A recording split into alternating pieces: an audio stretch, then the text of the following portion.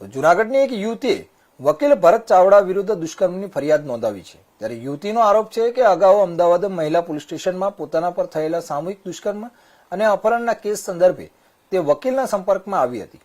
આ યુવતીના જણાવ્યા મુજબ કાનૂની મદદ અને કેસમાં સહાય કરવાની આડમાં વકીલ દ્વારા તેની સાથે અવારનવાર દુષ્કર્મ કરવામાં આવતું હતું।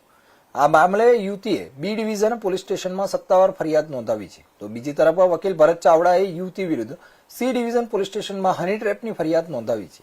આ વકીલનો આક્ષેપ છે કે યુવતી અવારનવાર પૈસાની માંગણી કરતી હતી અને અગાઉ રૂપિયા 30,000 પણ લેવામાં આવ્યા હતા। થોડા દિવસ પહેલા યુવતીએ 5 લાખ રૂપિયાની માંગણી કરી હતી અને રૂપિયા નહીં આપે તો બળાત્કારના કેસમાં ફસાઈ દેવાની ધમકી પણ આપી હોવાનું ફરિયાદમાં ઉલ્લેખ કરાયો છે।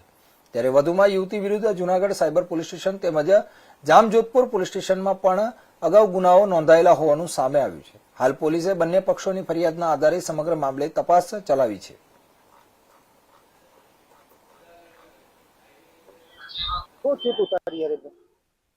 અમદાવાદ મારે મહિલા પોલીસ સ્ટેશનમાં સામૂહિક બળાત્કાર અને અપહરણની ફરિયાદ ચાલુ છે। ત્યાં અમદાવાદ ભદ્ર કોર્ટમાં અત્યારે ટ્રાયલ ચાલુ છે।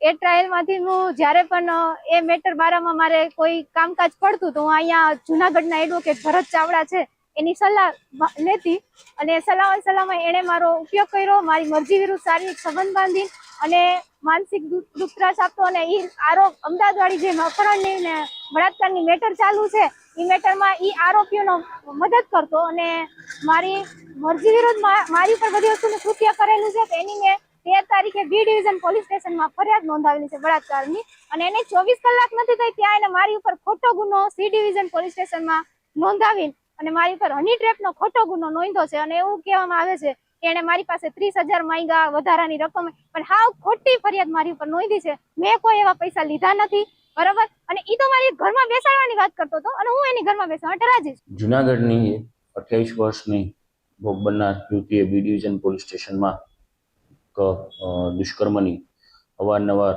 પોતાની સાથે દુષ્કર્મ કર્યા બાબતેની ફરિયાદ દાખલ કરાવેલ છે। જેમાં આ યુવતીએ અમદાવાદ મહિલા પોલીસ સ્ટેશન ખાતે સામૂહિક દુષ્કર્મ અને આરોપ અને અપહરણની ફરિયાદ દાખલ કરાવેલી હોય જે બાબતે અહીંના વકીલ ભરતભાઈ ચાવડાના માર્ગદર્શન મેળવવા માટે તેમના સંપર્કમાં આવેલ।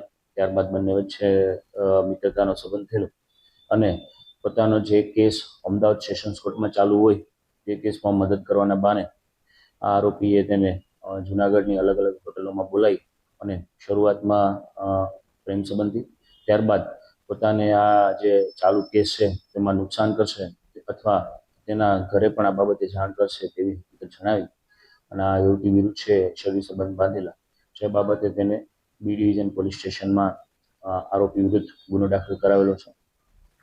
આરોપી છે કોઈ ગુનાહિત ઇતિહાસ ધરાવતો નથી, પરંતુ જે આરોપી છે તે ભરતભાઈ ચાવડા એડવોકેટ